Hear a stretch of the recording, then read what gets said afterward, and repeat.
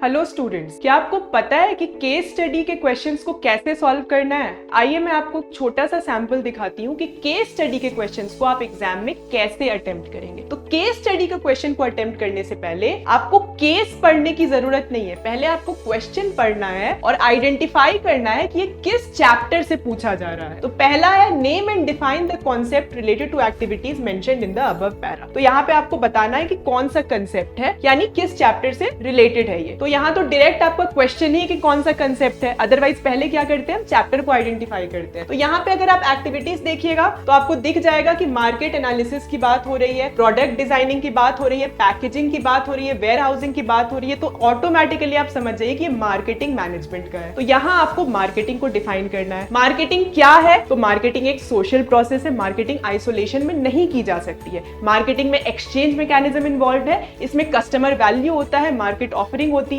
Branding होती है, सब कुछ होता है। तो मार्केटिंग को आप पहले क्या करिएगा, डिफाइन कर दीजिएगा। ये आपके कुछ मार्क्स के होंगे, प्रोबेबली 1 या 2 मार्क्स के। और अगला आपका है explain any 3 features of this concept identified in para 1, यानी कि आपको मार्केटिंग के फीचर्स लिखने हैं। यहाँ आपको ये ध्यान में रखना है कि जैसे मैंने बताया कि मार्केटिंग के तो बहुत सारे फीचर्स है, बट इस केस में कौन से फीचर्स की बात हो रही है? तो इस केस में जो फीचर्स की बात हो रही है, आइए देखते हैं। Maintain good customer relations. अगला है वेरियस फॉलो अप एक्टिविटीज। तो जहां फॉलो अप एक्टिविटीज की बात हो रही है तो यहां कौन सा फीचर आता है? Customer value.